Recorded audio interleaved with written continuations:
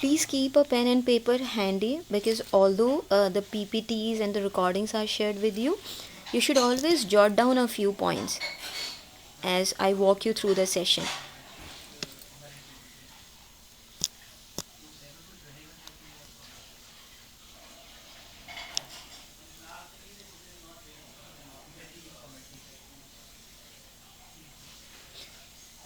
I'm trying to go full screen. Yes, we are here. Okay, movements and trends. So, my previous lecture was all about introduction to American literature, and in this lecture, I am going to take up two crucial movements in American literature. And in UGC net, you get a lot of questions from these two movements, right? And we will continue this session in my coming class as well, because there are other trends which I'll be covering. Okay, the first, just give me a minute, I guess someone is trying to join.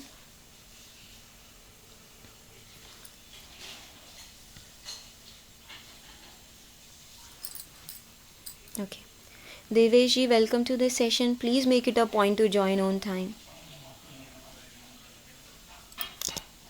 Okay, so the lost generation, you are already familiar with this term. You know what lost generation is in tits and bits, but since you are preparing for UGC net, it seeks, or it calls for in-depth understanding of any topic which you study, right?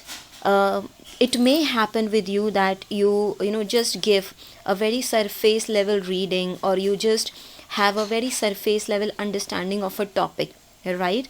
But the question you get in the exam from that topic may call for in-depth understanding. In that case, you would have only wasted your time, because you will not be able to answer the question asked in the exam. So I'll be devoting a lot of time to these two movements, which are very important from the point of view of examination. So these two movements inside out, and any question asked from these topics fetch you marks. Is it clear? Let's dive into this topic. Okay, first of all, let's understand what lost generation is. Okay, now this is I would like to draw your attention to this phrase, group of American writers and expatriates, right? This term, this phrase is used to refer to a group of American writers and poets, right, whose work detailed the internal struggles of the lost generation. Before that, let me tell you what lost generation is. See, First World War started in 1914, right? When the First World War started, there were some people who were in their 20s in 1914, the year World War started, right? So the World War had a lot of impact on them, right? And they become completely disillusioned, they became directionless, they felt alienated, right? So and there was, in a way, complete loss of identity, right? That is why we use this term to refer to those people, right, who had reached adulthood, who were in their 20s in the year the world war started, right? So we use the general term lost generation to refer to them. Then later, this term had a literary association. Some writers, some American writers, right, I emphasize, some American writers and poets, they explored the psyche, the struggles of these lost generation in their works, right? So we refer this group of American writers and poets as lost generation, or writers of lost generation. Is this clear? ये clear है? ठीक ठीक है, क्योंकि net में जो question आपके आएंगे, ऐसा नहीं है आपसे पूछ लेंगे कि that 4 options will be given and you will be asked which of the following is a writer of lost generation. You may be asked which of the following is not true about writers of lost generation. So you should know. Okay, next is the famous core of lost generation writers was in a group of American expatriates who lived in Paris, France during the 1920s. This second point has a lot of information. आपको क्या क्या याद रखना है? Number 1, that they were active in which year? They were active in 1920s, right? When did the World War first end? The World War first ended in which year? It ended in I think 1980. 18. Yes, it started in 1914, it ended in 1918, right? So in 1920s, many writers, they explored the struggles and alienation of people, right, who were in their 20s and who became rebellious and who were directionless and lost in the wake of what has happened. So remember that they were writing in which year? 1920s. ये आप लिख लीजिए कहीं पर. Okay, 1920 is the year when the lost generation was active, right? Next is, what was the center, right? Where did they meet? Where did they flourish? So although they were American writers, they emigrated to Europe and European countries, and some countries, they became center of activity of the writers of lost generation. So which are those cities? These cities are Paris and France, especially Paris. So if you have Paris as one of the options, go for this. Am I right? Is this clear? Yes, ma'am. Okay, so you will remember that these writers, they were American writers or American expatriates or immigrants to European countries. They were active in the year 1920, and the center of the activity of lost generation writer was Paris and France. Okay, now let's talk about who all belong to this lost generation writers. Okay, now in most books, right, only 4 to 5 writers are mentioned. Okay, which are they? They all are American writers. First is Ernest Hemingway, then we have Gertrude Stein, then we have Fitzgerald and T.S. Eliot, right? You will find mention of these writers. But then, there were other writers also who were greatly influenced by these writers which I just mentioned, and they have also delved into the struggles of lost generation.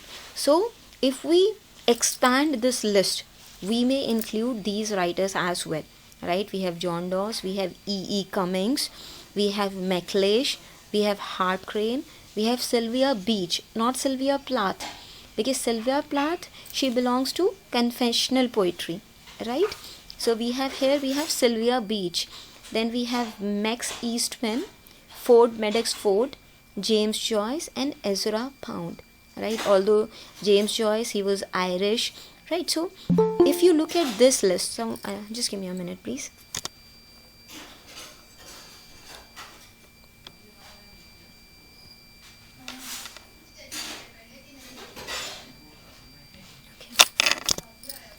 Okay, so if you look at this list, if in your exam these writers are mentioned, right, then you know that these writers, they belong to the lost generation.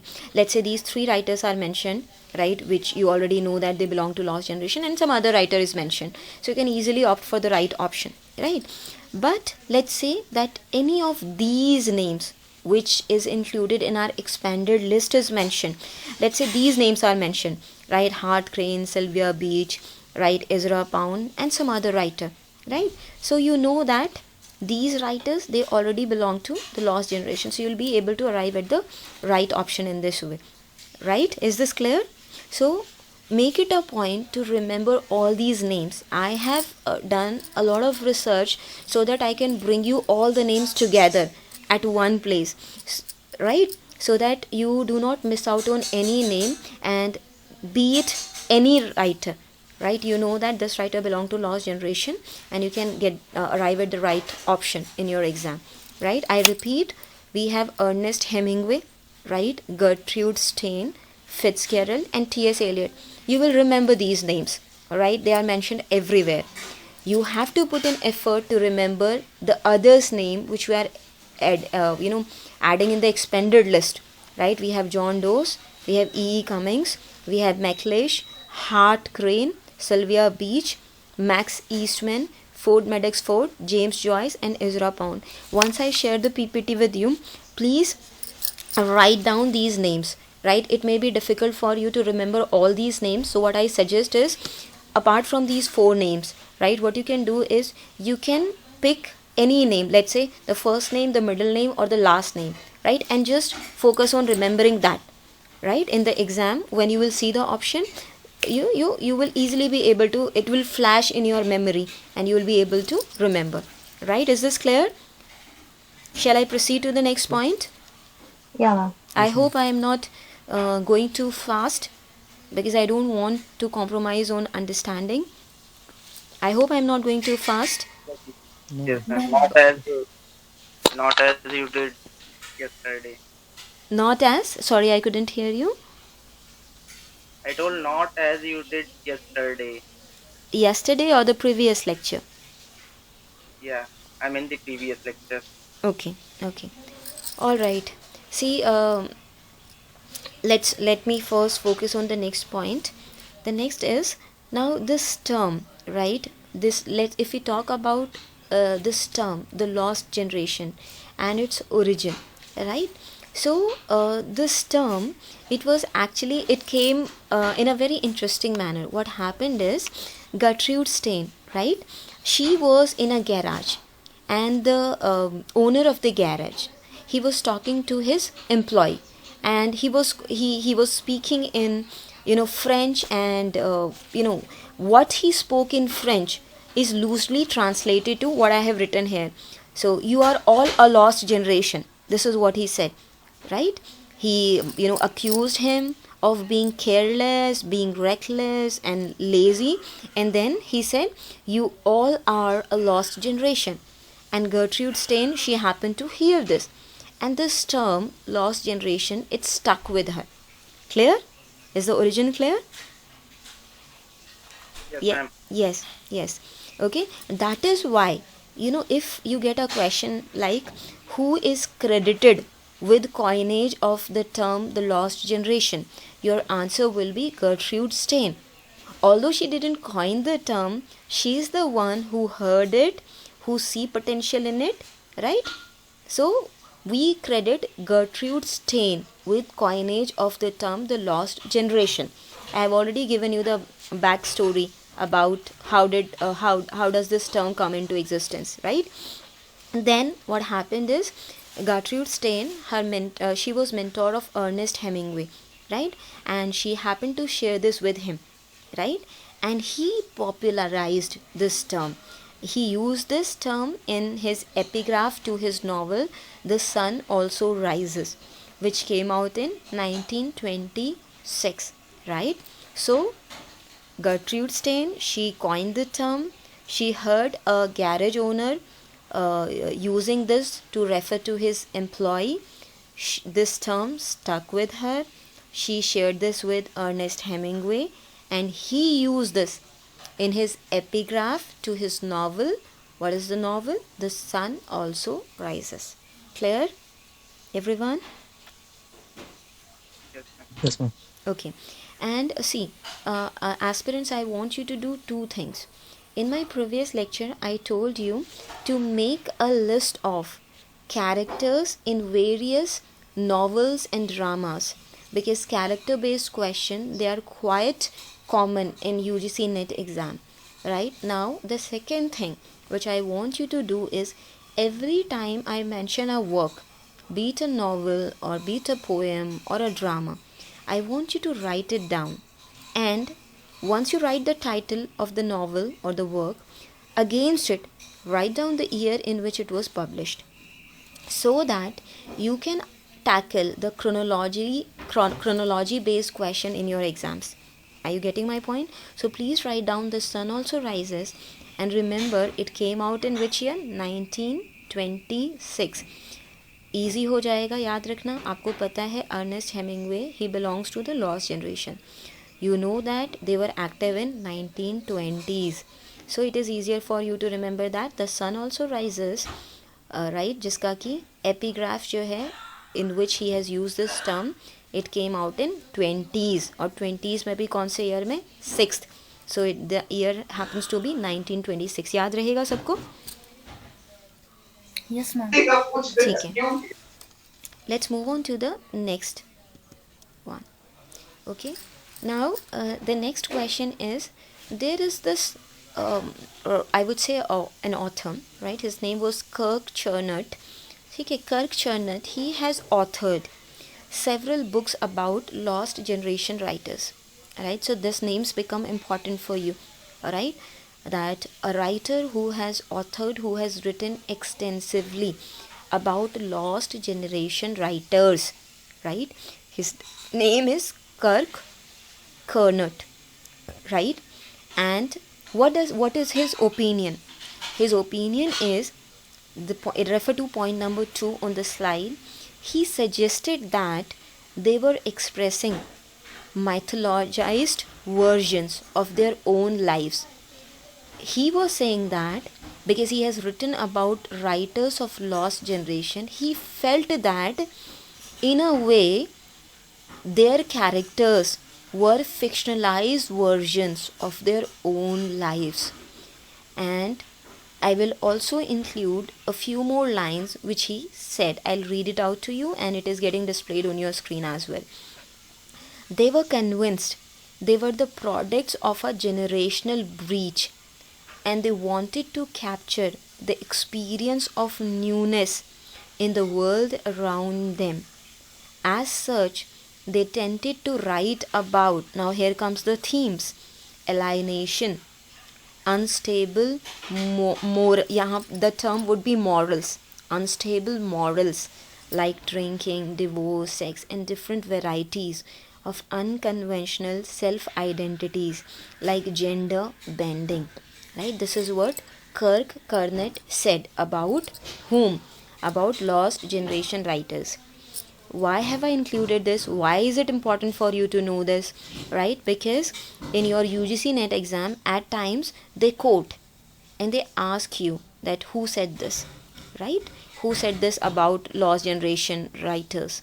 So if you know that Kirk Chernut, he has written extensively about these writers, and he said that that in a way they were writing a fictional account of their own lives, and he also touched upon the themes which they explored in their works, right? Then you will be able to get to the right answer. Do you want me to explain it again, or is it pretty clear? No, ma'am, it's clear. Yes, please do remember this name. Make it a point to remember this name, right? Next is, now once you have understood who are lost generation writers, right, and what are some of the themes which are explored in their works, it is also important for you to know some of the literary works which are based on or which cater to lost generation ideas or issues. So the two most popular works are, number 1, The Sun Also Rises by Hemingway. Okay, remember this, right? It came out in 1926, The Sun Also Rises. And the second one is The Great Gatsby.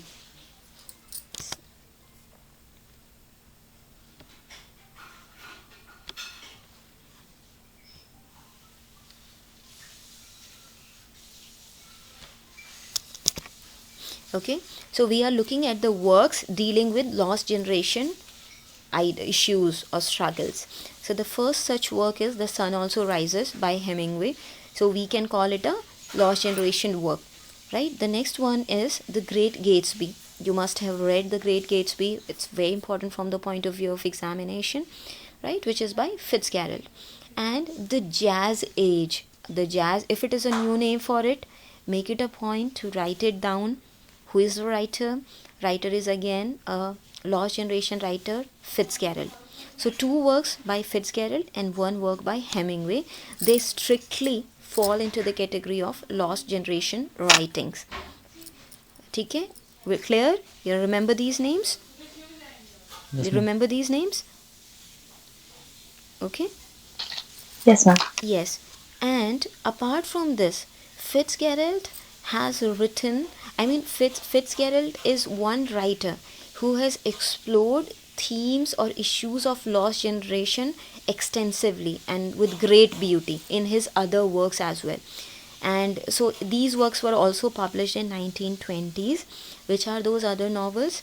This Side of Paradise. This Side of Paradise. Okay, The Beautiful and Damned. The Beautiful and Damned and the great Gatsby. Gatsby तो आपको याद रहेगा, कोई problem नहीं है. ठीक है. Jazz as अगर आपको नहीं पता है ये फिट्ज़गेरल्ड का नावल है तो अभी आपको याद कर लेना है. इन दो नेम्स को आपको याद रखने के लिए थोड़ा सा you will have to put in efforts. तो ऐसे याद रख लेंगे कि this side of paradise, and when we think of paradise we think of it as a beautiful place. तो आपको ऐसे याद रखना है कि नेक्स्ट नॉवल में जो टर्म वर्ड यूज़ होगा वो ब्यूटीफुल है, तो the beautiful and the damned. ठीक है. तो ये 3 नॉवेल्स जो हैं we can classify them as lost generation writings as well, right. And themes वही रहेंगी. कोई भी आपको सिर्फ वर्क्स याद रखने, themes remain common because they are lost generation writings. So they will be all about, feelings of alienation, loss of identity, recklessness, directionlessness, a feeling of emptiness, right, a feeling of chasing materialistic lifestyle and feeling void and hollowness within. These are some of the themes. So they will be central to all these works which we are calling lost generation writings. Clear, everyone? Is this clear? Yes, to ma'am. Okay. Okay.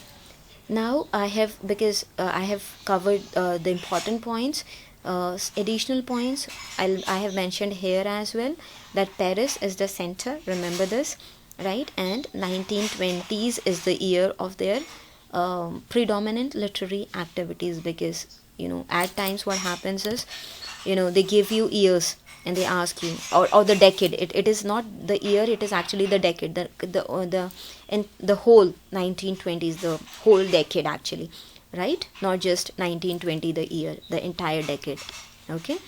And his last representative works of the era were Tender is the Night, right, 1934, and Doses, The Big Money. These 2 writings, they also cater to the issues of lost generation, so they are also lost generation writings. So let me count the number of works I have listed here for you, which you got to remember. Number 1, The Sun Also Rises, Hemingway. The Great Gatsby, Fitzgerald. The Jazz Ace, Fitzgerald. This Side of Paradise, Fitzgerald. The Beautiful and Damned, Fitzgerald, right? Tender is the Night, it came out in 30s, right? Tender is the Night, Fitzgerald. And Dose, The Big Money. Clear? Some of the works, they came out in 30s as well, right? So these 2 works. Clear? Is this clear, everyone? Yes, ma'am. Okay, let's move on to the next slide. So I have now covered the lost generation for you. Today what you can do is you can try attempting some questions on the lost generation. Just Google questions on MCQs on lost generation and see for yourself how many questions are you able to answer, right? Because that will tell you how much you have understood, right? So before I proceed to yet another important moment, let me revise it quickly for you so that it gets consolidated in your memory. So lost generation, right? We use this term literary, in literal sense, we use this term to refer to a group of American writers and poets, and some of them, they emigrated to European countries, right, who wrote in 1920s and initial years of 1930s. They wrote about the issues of generation who was in who were in their 20s in 1914, the year the World War started. And these youngsters, they were feeling quite directionless, they were disillusioned about after the World War, and they were quite lost in a sense, right? Then who are the writers in this category? I gave you the list of all the writers, right? Remember the 4 important words ones: Hemingway, Fitzgerald, Eliot, and Gertrude Stein. Gertrude Stein, she is credited with coinage of the phrase the lost generation, right? Actually, she heard it from a garage owner who was using this term for one of his employees who he was angry with. She later discussed this with Hemingway, okay, who she mentored, and Hemingway used this as an epigraph of his novel The Sun Also Rises, which published in 1926, right? And then we looked at some works of lost generation writings, which are called lost generation writings. They are The Sun Also Rises, Great Gatsby, The Jazz Age, right? This Side of Paradise, The Beautiful and Damned, The Tender is the Night, and The Big Money. If you talk about the theme explored in these works, theme is that of loss of morality, chasing materialistic life, loss of American dream, which is a very important theme in The Great Gatsby and other works of Fitzgerald, right? And feeling, having a sense of emptiness and decadence. These are the themes explored in the writings of the lost generation writers, right? I hope I have given you a comprehensive understanding of the lost generation. Am I right? Yes. Okay. Yes, ma'am. Okay, let's move on to the next slide and the next movement. Okay, the next movement is Transcendentalism, right? Transcendentalism, again a very important movement, and there are chances that you will get questions from this topic, right? And this movement is very crucial to not only to I would say the history of America, but also to it played great role in shaping literature written in America, right? So let's understand this. Who were the pioneer figures, and what was it based on, right? So this movement, it is a 19th century movement of writers as well as philosophers, right? Writers and philosophers in New England who were loosely bound together by adherence to an idealistic system of thought based on a belief in the essential unity of all creation, the innate goodness of humanity, and the supremacy of insight over logic and experience for the revelation of the deepest truths. Now, when I read it out to you, it may sound very difficult and difficult to comprehend, but before I start teaching transcendentalism to you, I want you to think of a Sanatan Dharma, Hinduism, and what does our scriptures preach to us, right? See, we in India, we are blessed with spirituality. We have very easy access to spirituality. So in a way, transcendentalism is nothing but expression of that spirituality that is embedded in our religion, in our scriptures, which our saints and rishis have always spoken of. Let me pick up these words from this definition. Essential unity of all creation. ठीक है, हमारे धर्म में कहा जाता है कि we all are one, right? We all are one, right? So this is essential unity of all creation. It's important for you to remember these words and understand them, so that if you get any comprehension based question in net, you don't end up missing the right answer. So it believes in what were some of the ideals of this movements, beliefs of these movements, that the entire creation, not only humans, the entire creation is one, right? That human beings, they are innately good. The human beings, they are innately rooted in goodness. जैसे हम लोग बोलते हैं कि we all are good, ठीक है? Hate the sinner, hate the sin, not the sinner बोलते हैं ना हम लोग, ठीक है? तो यही है कि that humanity is innately good, right? And the supremacy of insight over logic, जैसे हम बोलते हैं अपने उसमें हमारे spiritual insight क्या बोलते हैं, that we should value, our decision should be based on intuitive knowledge, wisdom that is there within us, right? As compared to plain logic and rational, right? So this is what transcendentalists also believed in, an experience for the revelation of the deepest truth. That let's not hanker after, let's not run after, the partial truths, right? What you should look for, what you should yearn for is the deepest truths which are within us. Turn inward, right? So transcendentalism, it has to do with conscientiousness, turning inward, believing in higher good, welfare of the entire creation.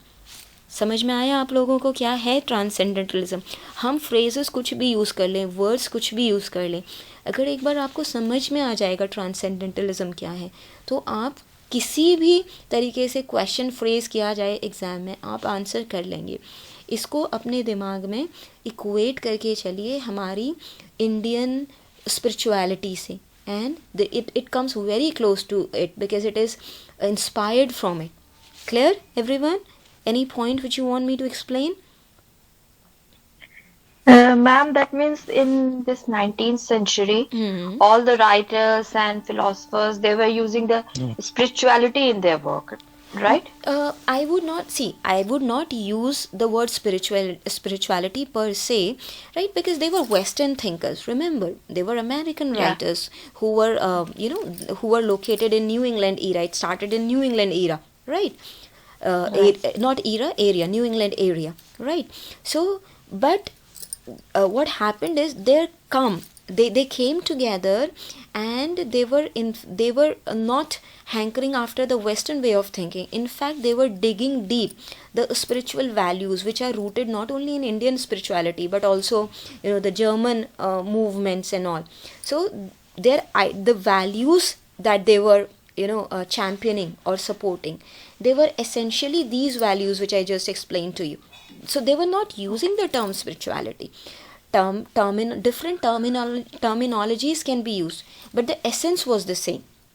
As you will read their work, I'll discuss these things in my coming slides, right? And then you will understand it better. But don't use the term spirituality per se, okay? Why am I using this term? I'm using this term because by using this term, I can make you understand the essence of this movement, right? Because it's very difficult for you to understand these terms, that what was it, adherence to an idealistic system of thought. What will you understand from it, right? Until or unless you have read works of some of the transcendentalist writers, and when you will read their works, you will realize that they come very close to what our rishis were saying, what spirituality is rooted in, right? Ma'am, can you give one or two examples for this term? For this term, this is a movement. There cannot, it is not a phenomenon, it is a movement. There were writers who were associated with it. See what happened. Let's take the movement non-violence, right?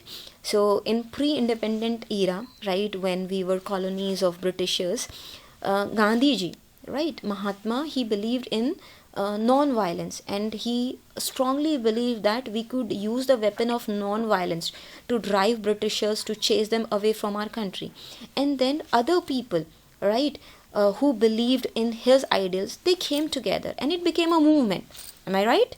It makes sense to you? Yes, sir. Similarly, in 19th century, I'll give you the specific years as well. See, these I have mentioned it here. I'll come to these points. So in 19th century, there came some writers and some philosophers, right, who read, who were influenced by philosophy and other movements or other literature written in other countries. They read it and they pulled some ideals from those works, right? And because they strongly believed in those ideals, and other people, they came together, and then it reached a proportion where it became a movement, right?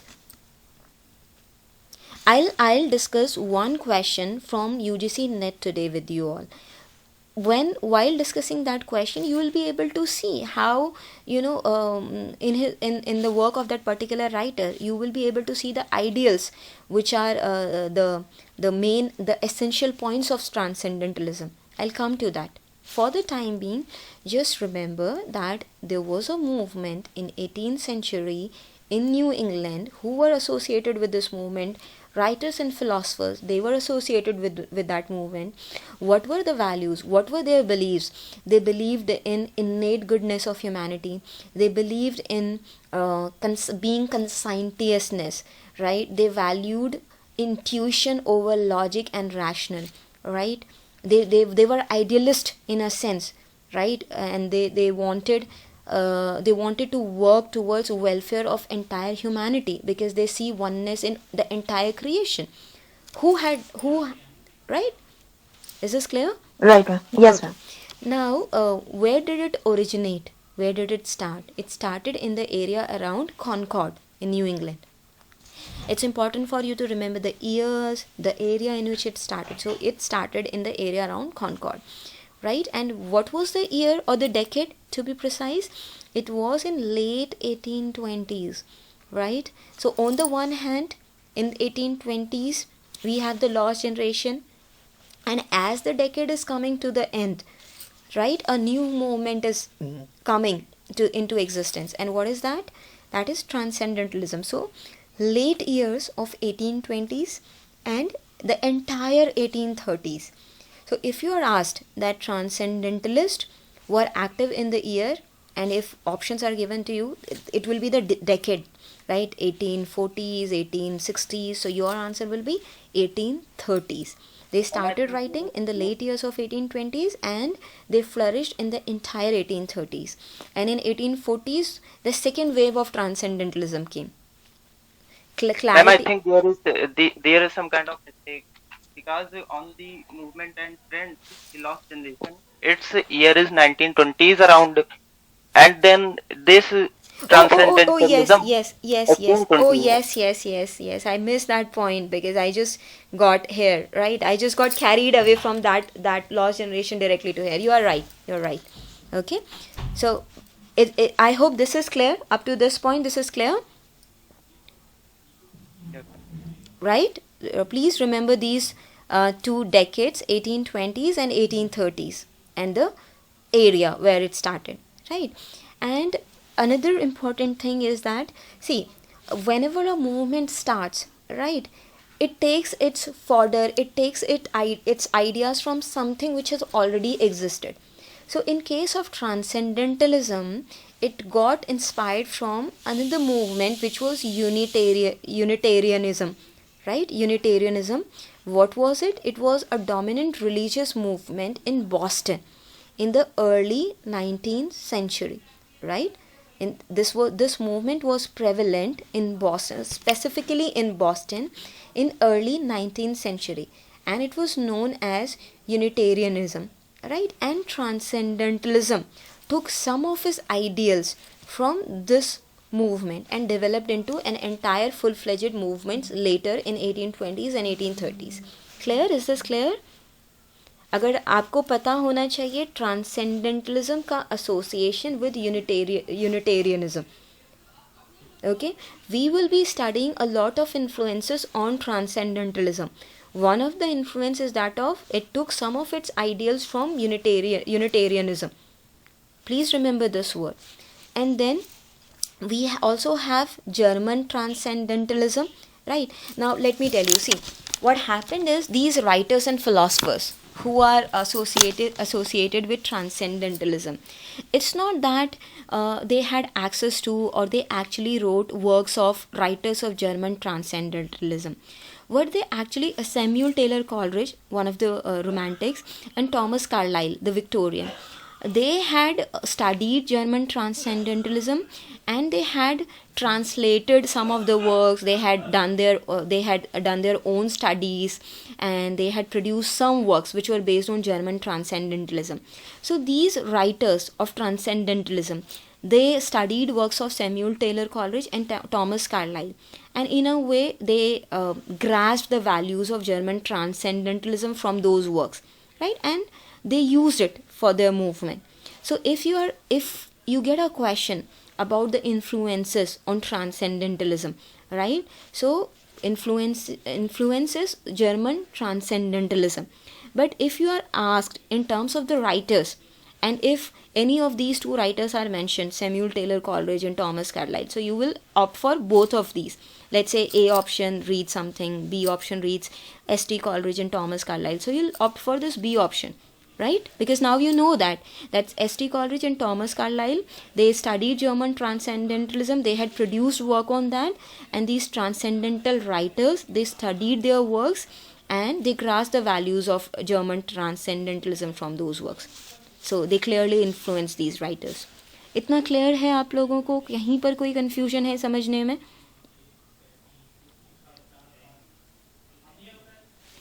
Hello? Yeah.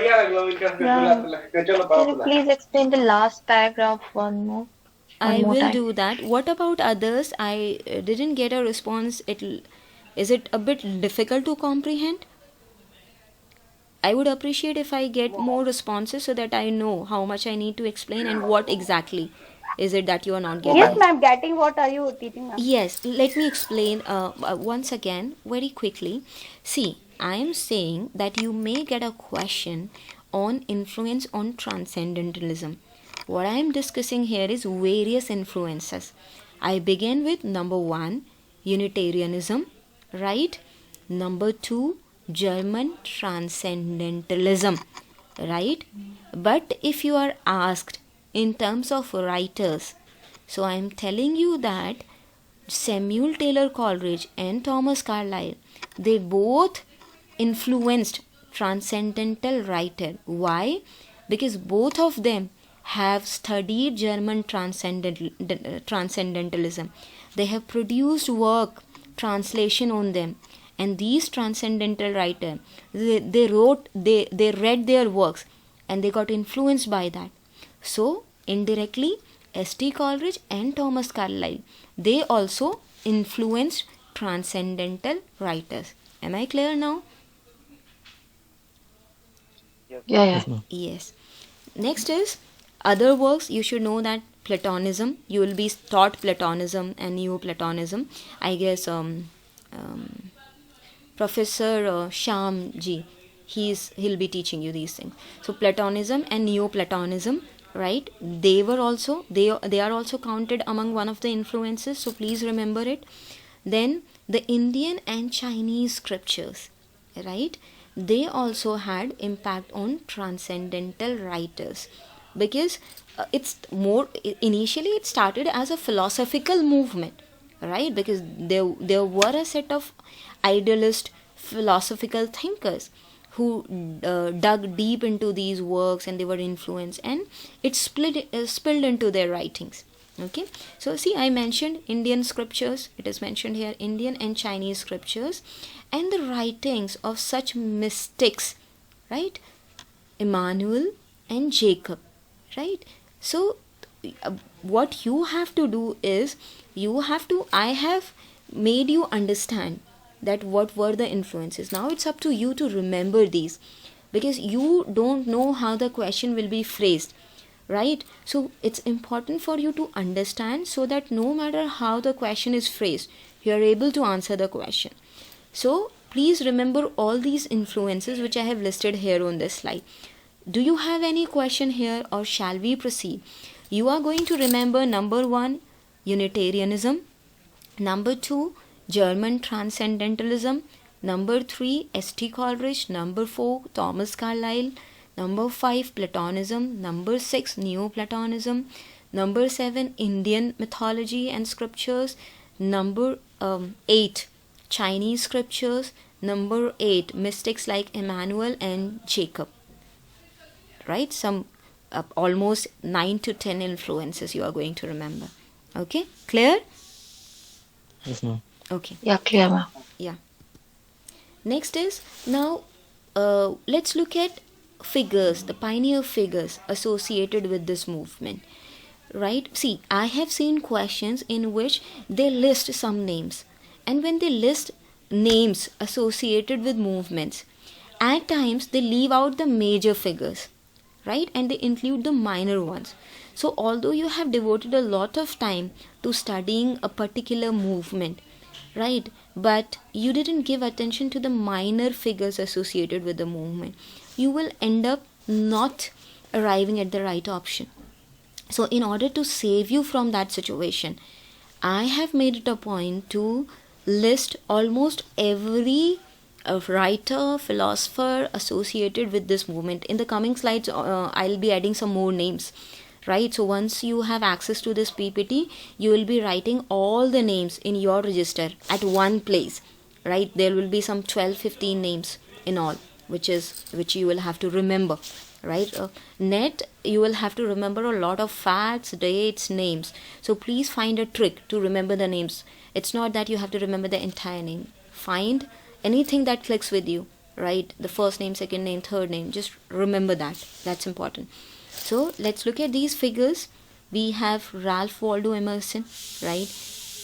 Then we have Henry David Thoreau, we have Margaret Fuller. These are the three prominent figures. Okay, when we think of Transcendentalism, we think of Emerson, we think of Thoreau, we think of Fuller. Okay, then who are the other figures? Then we have Brownson. Okay, here it is. We have Brownson, we have Peabody, we have Freeman Clark, right? We have George Ripley, we have Alcott, we have Channing and W.H. Channing and W.E. Channing. Okay, so these are some of the figures who are associated with Transcendentalism, because a Transcendental Club was also founded, and these writers and philosophers, they used to meet there regularly. So you should know all these names. Okay, I have already told you what are you supposed to do. You will be copying all these names and you will be writing them at one place in your register, and you will be revising from time to time so that they are fresh in your memory. Okay, next is in 1840s. Okay, in the initial year of 1840s, Emerson and Margaret Fuller, they founded this journal or magazine, Dial, right? The Dial, right? It ran from 1840 to 1844, right?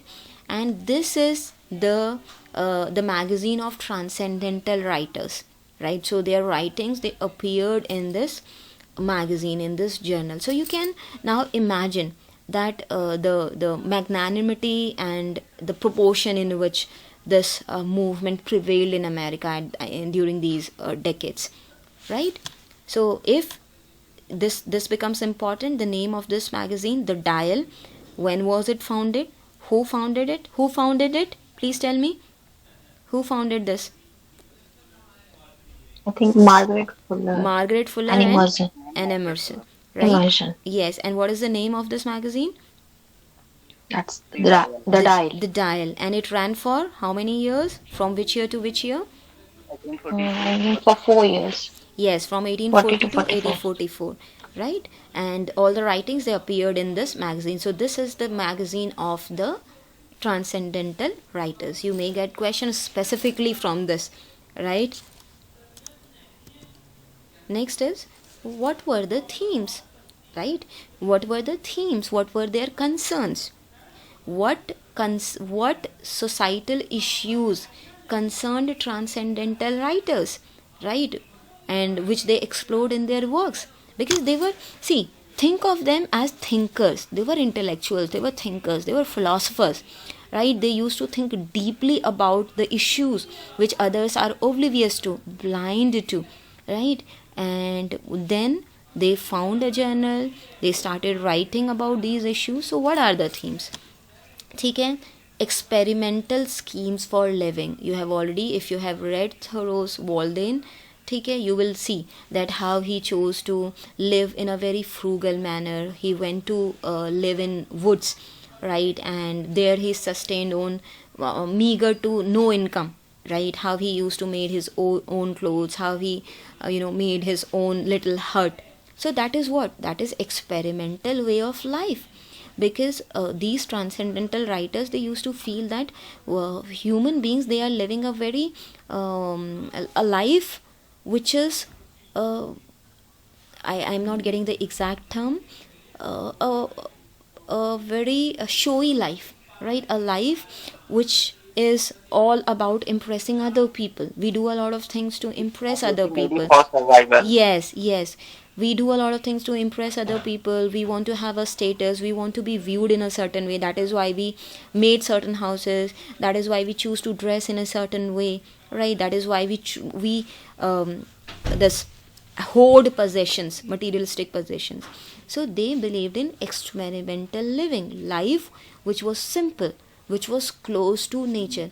अगर आपको ये चीज़ ध्यान में, अगर आप इतना भी समझ लेंगे ना कि transcendental writers equal to simple living, living close to nature, and working for welfare of humanity, you will be able to understand most of other related values. Okay, then see, he chose to thoroughly chose to live at Walden Pond. His work is of the same title. Then Elcott, remember the name? See, I had added him in the list. He chose to live at Fruitlands. Okay, Ripley, his name is again there in the list.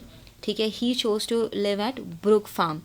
You never know, you may get a question like this, that like transcendental writers, they believed in experimental living. Okay, match, and now you may be asked to match these transcendental writer and the places they chose to live in a very simple way. So Thoreau is with Walden Pond, Alcott is Fruitlands, and Ripley at Brook Farm. They also believed in women's right to vote, right? Because essentially they were humanist, right? They believe in creating a place where everyone can live in peace and harmony. So obviously they were perturbed about women not being allowed to vote. So that was again their concern. Better conditions for workers, They were because quite feministic. yes, better condition for workers, because in industrial America, right, conditions of workers were pathetic, and they wanted them to have better conditions, living condition. Temperance for all, this is a very important point. Temperance is what? Temperance is balance for all. We live exaggerated lives. Some people, they don't even have money to have 3 meals a day. Other people, they hoard, they go on hoarding money that they can spend on luxurious life. So they believed in temperance, balance, moderate living, modifications of dress and diet. They were also perturbed, they didn't approve of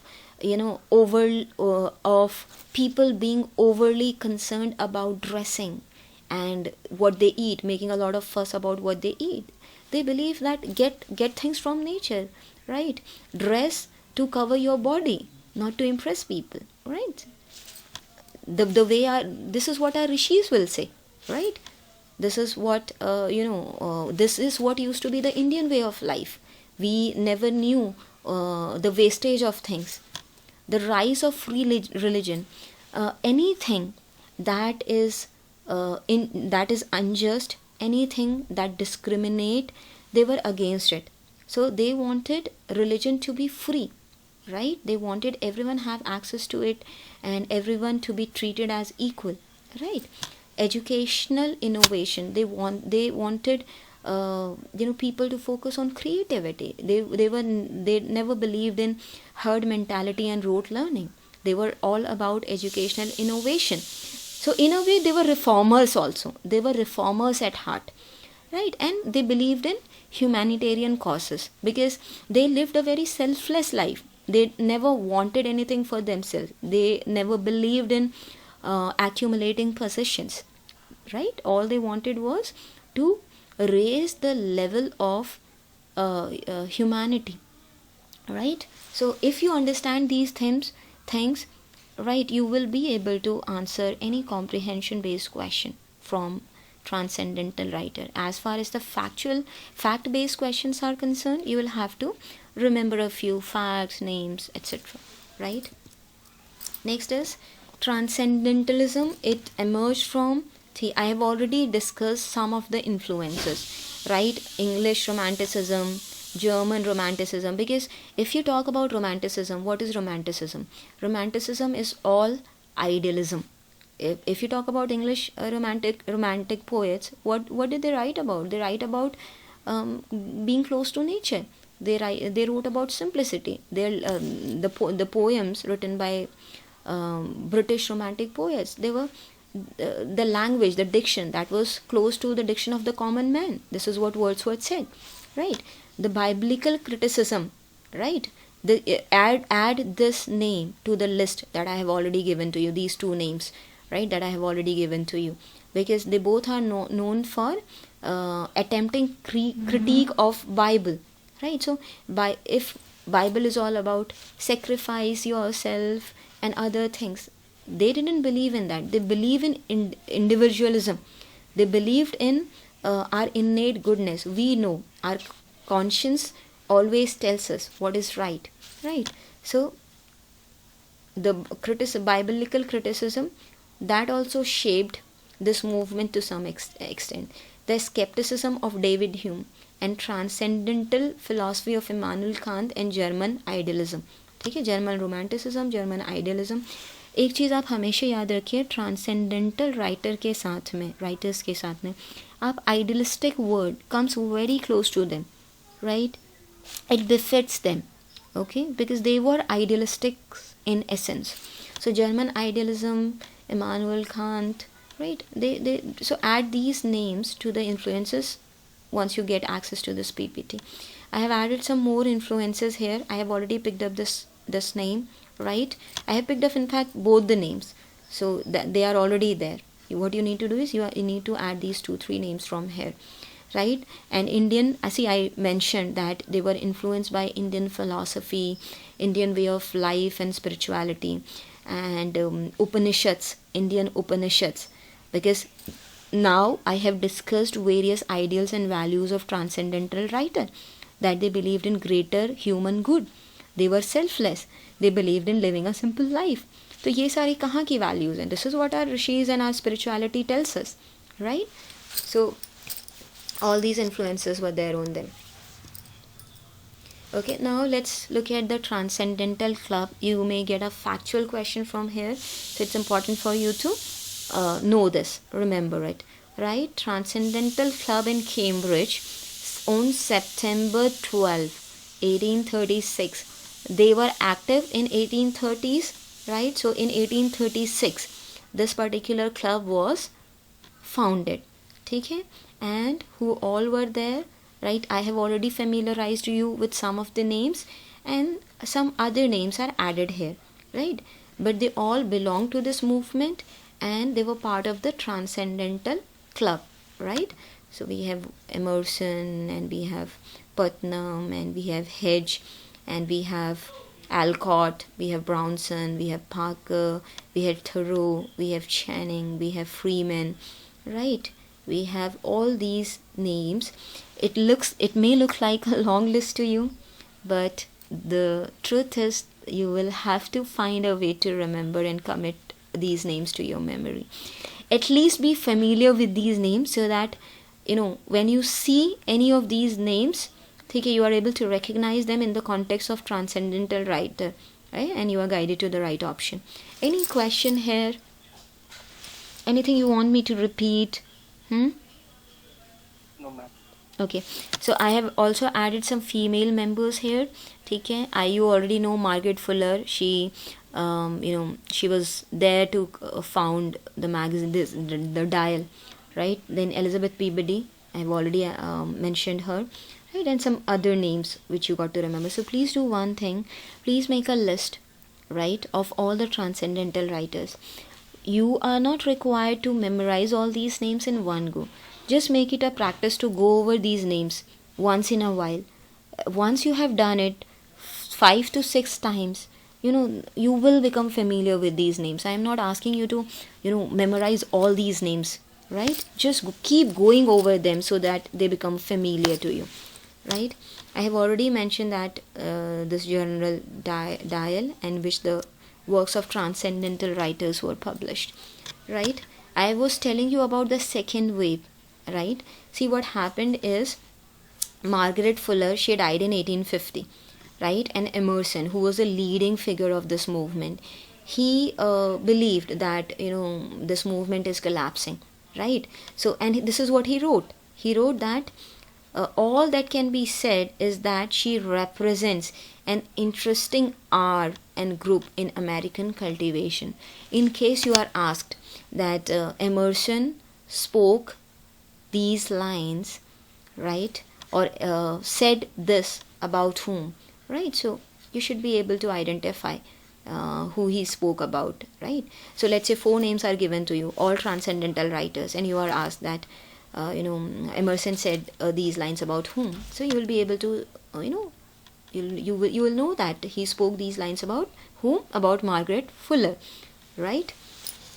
Then the second wave of transcendentalists later in the 19th century, including which all writers, thinkers it included these names: Octavius, Brooks, Longfellow, and Franklin Benjamin Sanborn, right? So these, what you can do is, if you get a question from second wave of transcendentalist writer, please remember these 4-5 names, right? Write them down somewhere and keep going over them, because if you're devoting so much time to transcendental writer, there is no point in losing mark if you get a question from second wave and you don't make effort to familiarize yourself with writers who belong to the second wave. Okay, next is, here what I have done is I have just taken their beliefs here,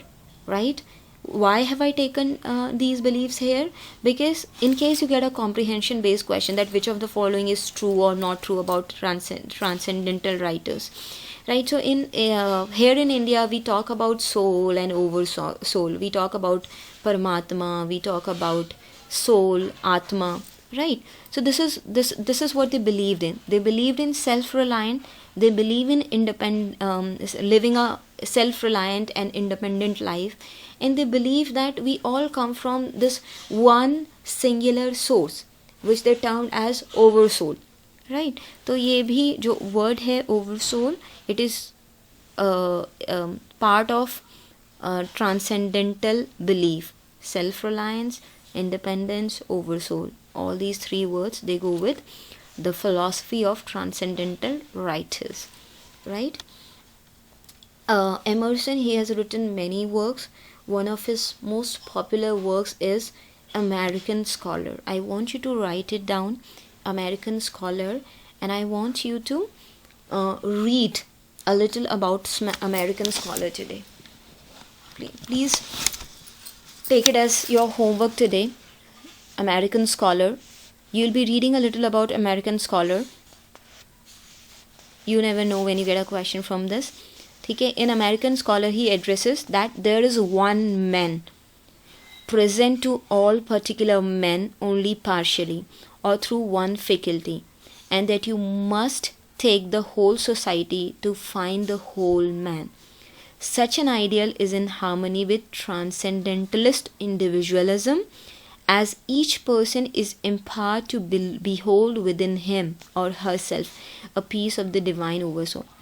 It is not difficult for us Indians to grasp this, because whether or not we are interested in scriptures or spirituality, we have been told by our parents, our grandparents, that we all come from one supreme source, right? And we should draw inward, we should see inward, we should the sole aim of our life should be to connect with that soul, that Atman, right? So this is what Emerson has mentioned, he has written about in American Scholar, right?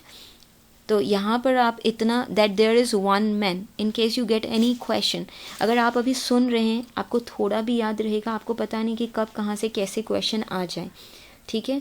तो अगर आपको इस context में इतना भी याद रहेगा कि मैम ने बताया था कि Emerson, he wrote American Scholar, in which he made a very defining statement. And what was that statement? He said that there is one man present to all particular men, right? ठीक है, कुछ और आपको यहाँ पर explain करना है? Is there anything you want me to explain?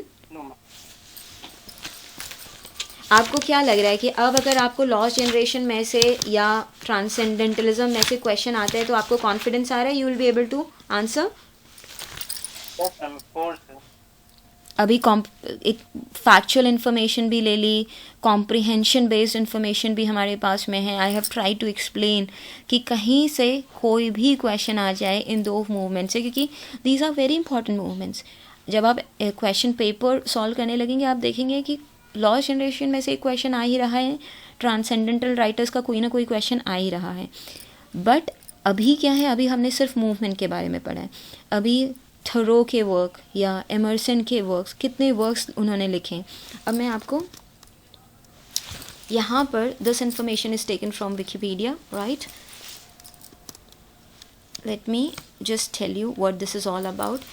ठीक है, क्योंकि अभी हम ये क्लोज करने वाले हैं, उसके बाद हम यूजीसी का एक क्वेश्चन लेने वाले हैं, तो I will quickly sum up these points. अभी तो we see transcendentalist movements and people associated with it in very highlight, right. But ऐसा शुरू में नहीं था. जब ये मूवमेंट स्टार्ट हुआ तो जो ट्रांसेंडेंटलिस्ट राइटर्स थे, ठीक है, इसको एक बहुत ही ऑफेंसिव टर्म की तरह देखा जाता था. ठीक है, ट्रांस मीन्स बियॉन्ड. ठीक है, तो इस तरीके से इसको यूज़ किया गया, इस सेंस में कि यूज़ किया गया कि the stuff these people are talking about and the stuff they are writing about, that is beyond reason and beyond sanity. आप किसी spiritual being को देख लो सोसाइटी में, ठीक है, who doesn't value materialistic possession, who doesn't value you for your money and status, तो लोग क्या कहते हैं, they are insane, they are crazy, right. तो यही ट्रांसेंडेंटलिस्ट राइटर के साथ हुआ. तो ये जो टर्म है, initially it was seen as a very offensive term, right, which was meant to mean that these people were beyond sanity and reason, right.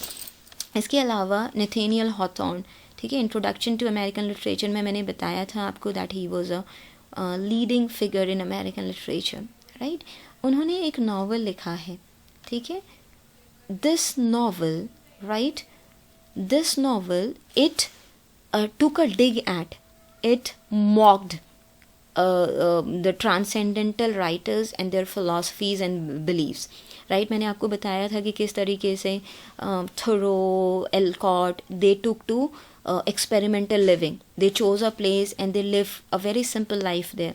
so इस नावल में भी ऐसा ही किया है कि एक ब्रुक फार्म करके एक प्लेस लिया है, फिक्शनल प्लेस, और वहाँ पर एक दिखाई है एक यूटोपियन सोसाइटी जो हमारे ट्रांसेंडेंटल राइटर्स हैं उनकी जो वैल्यूज़ पे बेस्ड एक यूटोपियन सोसाइटी, और उसको सेटराइज किया गया है. ठीक है, तो प्लीज़ रिमेंबर इट. अगर आपसे पूछ लिया जाए एग्जाम में कि नेथेनियल हॉथॉर्न का कौन सा नावल है, तो you should be able to name the novel. Am I right? Is this clear? ये please make a note of it somewhere. ये एक आपका इजी फैक्चुअल बेस्ड क्वेश्चन यहाँ से हो सकता है. क्लियर? ओके. इसके अलावा अभी हम ये I have already explain this to you. This is the next point.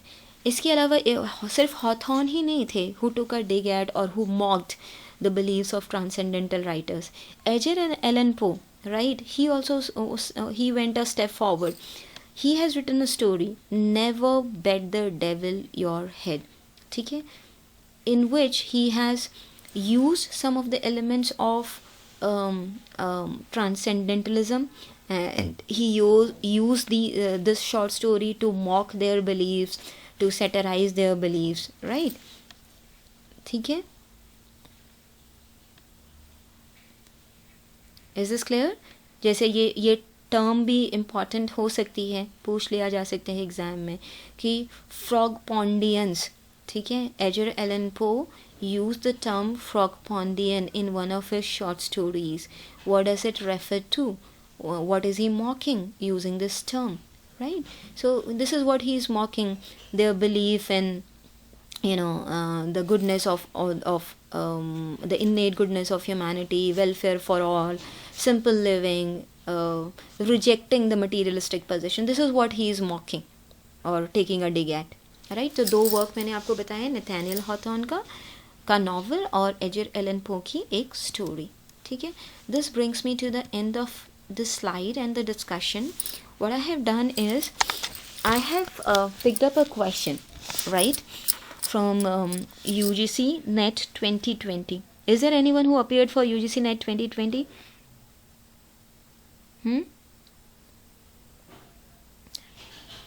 Is there anyone who did anyone appear for UGC Net 2020? 100, 200, No, ma'am. 300. I Okay, didn't. okay, okay. See, let me tell you the question, right? Uh, this question was from Thoreau's work, Civil Disobedience, which came out in 1849, right? And the question says that civil disobedience, what two things did Thoreau learn from the night he spent in jail? अब देखिए, transcendentalism आपने पूरा पढ़ लिया, but अगर आपने कहाँ पर कहीं से एक वर्क उठा लिया, ज़्यादातर स्टूडेंट्स क्या होते हैं, कौन सा वर्क पढ़ते हैं, वॉल्डेन पढ़ लेते हैं थरू का, कौन सा वर्क उठा लिया नेट ने, सिविल डिसोबीडियंस उठा लिया, ठीक है। और ये सिविल डिसोबीडियंस जो है, इसमें से पूछा कि उसमें से भी अंदर से क्वेश्चन पूछा, ठीक है, सिर्फ सरफेस लेवल से नहीं पूछा कि सिविल डिसोबीडियंस में मेंशन किया है थरो ने that he didn't believe in the government of states, he felt that it was corrupt, right, and he was against anything which is corrupt, which doesn't uphold the goodness of humanity. So in protest, what he did is he didn't pay tax, and because of that he didn't pay tax for 4 years, and as a result he had to spend 1 day in jail. So question क्या पूछ रहा है, what two things did Thoreau learn from the night he spent in jail? और फिर options में क्या दिया है, ऑप्शन में 4 ऑप्शंस दिए हैं।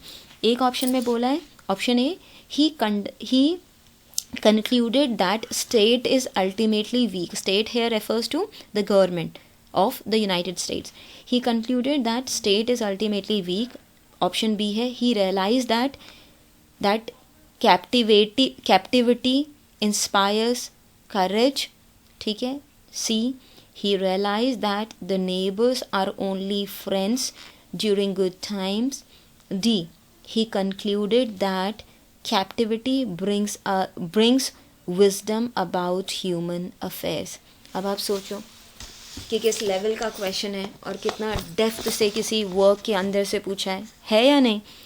Why am I discussing these questions? So that you get a hang of, you understand right at the outset that when it comes to net, you will have to dig deep. Surface level knowledge won't be enough to get through net. I think you already have some experience of it, isn't it? Am I right? Yes, ma'am. इसका मतलब ये नहीं है कि आपको discourage होना है, इसका मतलब ये है कि आपको जो है कुछ डेडिकेटेड आवर्स ऑफ स्टडी हर दिन प्रैक्टिस करने हैं, and that is why we are here. Why do we invest a lot of time, energy and do a lot of research to bring you all these points? So that you don't have to do it, right? Or your work get reduced significantly and we bring it to you and we tell you which way to go and how to study, right? तो अब बताएं, अब किसी ने पढ़ा है civil disobedience, कोई answer कर पाएगा इस क्वेश्चन को? अच्छा, Anyone? I think option 4. पापा इस दवाई को कुछ please mute yourself. Please mute yourself. It's creating disturbance. Yeah. Yes. So सबसे पहले तो सिविल डिसोबीडियंस किसी ने पढ़ा है? Anyone who is familiar with this work of Thoreau? No, ma'am. ठीक We have है, not gone ठीक through है। अब एक काम करते हैं, क्योंकि ये एक बार नेट में आ चुका है तो मैं इसको आपकी जल्दी से आपको इसके पॉइंट्स बताती हूँ, ठीक है, फिर हम इसको आंसर करेंगे। सिविल डिसोबीडियंस थरो का वर्क है। इट केम आउट इन, लिख लीजिए कहीं पर, 1849 में आया। कौन से ईयर में आया? Which year, ma'am? 1849, Okay. ठीक है। अब मैं आपको इसके की पॉइंट्स बता देती हूँ, what were the key points, ठीक है।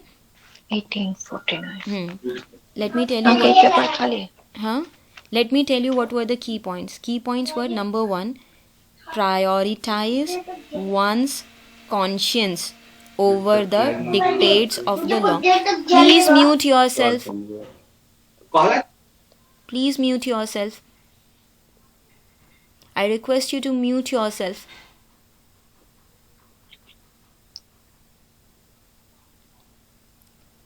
Okay, the key points are: number 1, please listen to it and understand, that will be enough. ठीक है, इसका पहला की पॉइंट है इस वर्क का, क्योंकि आपको आप जानते हैं इस वर्क के 3 सेक्शंस हैं. अगर आप पढ़ने इसको बैठेंगे तो आपका पूरा दिन इसको पढ़ने में लगेगा. I have filtered these points for you. The key point number 1 is, ना मैं तो वो बिटा के दिया हूं जरा. the first point is prioritize your conscience over the dictates of law when it comes to do it the right thing. किसको आपको अपना गाइड मानना है? अपनी कॉन्शियंस को, and not the laws, because laws they can also be faulty. ये पहला point है. क्लियर है ये सबको? क्लियर है आप सबको ये? One more time ma'am please. कि अपनी कॉन्शियंस को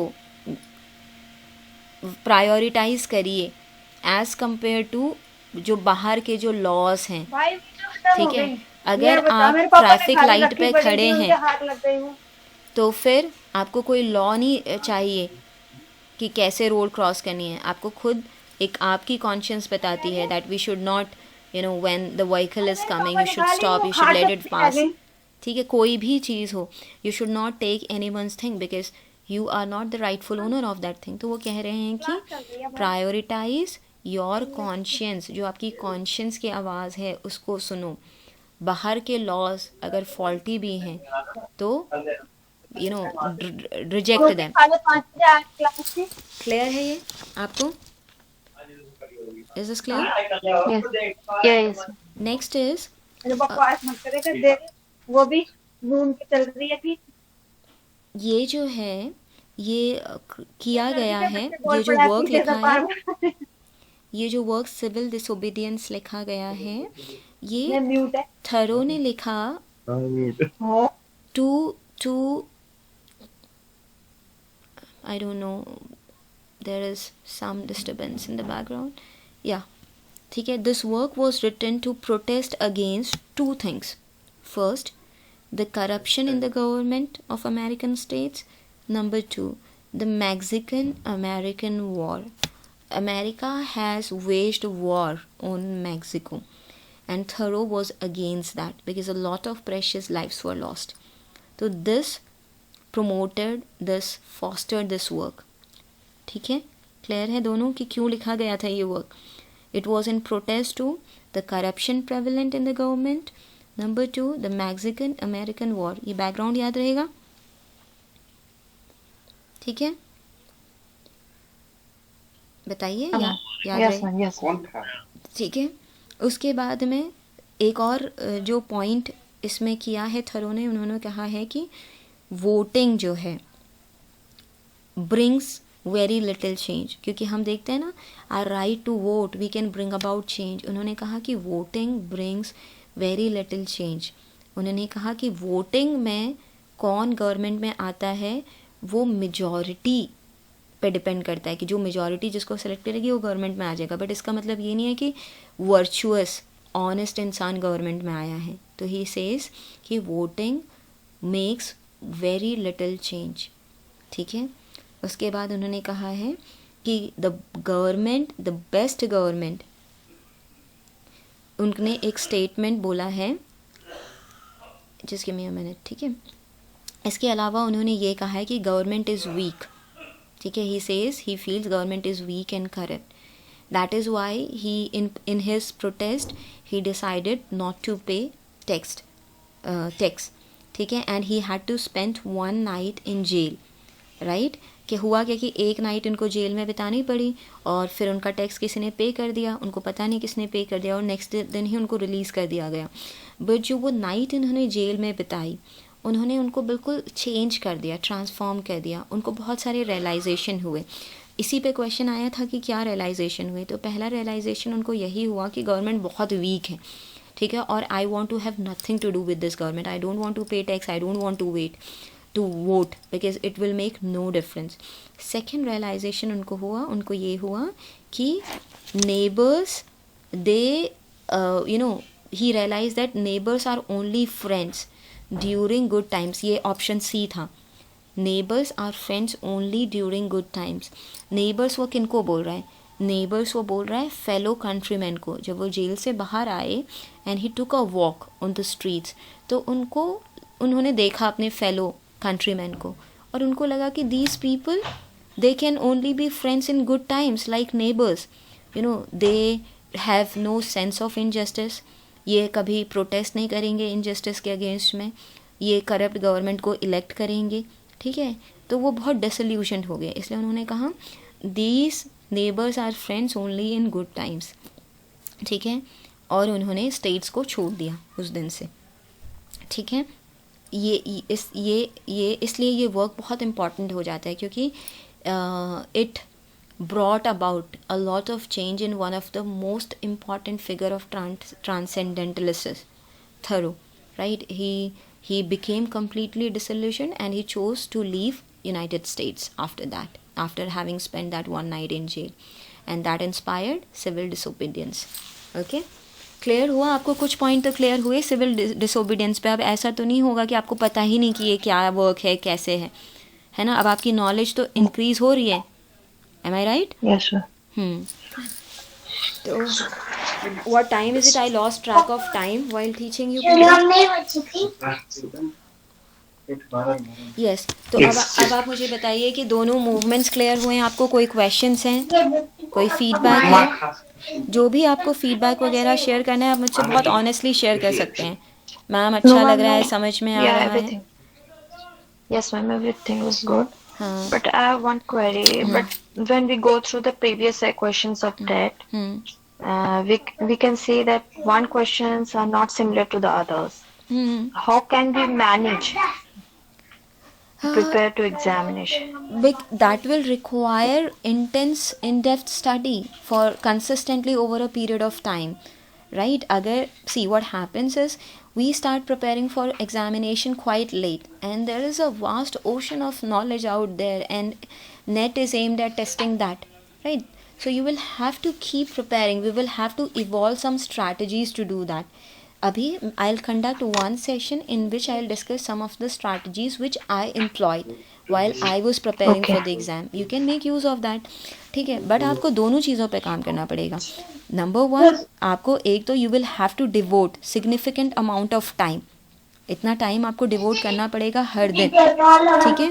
और सेकेंडली आपको क्या करना पड़ेगा, आप जो जैसे आज की क्लास हुई, जो उसमें से आपको factual questions बने, you will have to memorize, you will have to write, you will have to go over those topics, ठीक है. अगर आप ये सोचेंगे no, we will catch up some other time, then the next topic will be taught and one day you will find yourself lagging behind.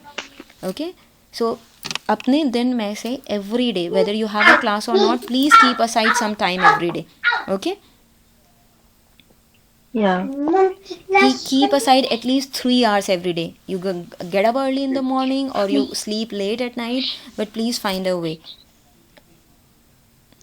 because NET is a challenging exam. It's difficult exam, and you will have to deserve getting through this paper. And how is that possible? By studying, by gaining as much knowledge as possible, right? By developing strategies to tackle questions and maximize the effort that you're putting. Okay, we can call it a day now because the class started at 5:30. I think I have extended it by more than half an hour today, right? Yes, sir. Okay, all right, I'll see you next week with a new class and a new topic, right? If you have any question, you can post it in the group. I'll answer that. Thank you so much. When will you? Yes. When will you take your next class, ma'am? You have your timetable with you, so I'll be conducting classes as per the timetable, Pushpanjali ji. Okay. Okay. If you have any question, feedback, feel free to post it or let me know. Okay. Thank you.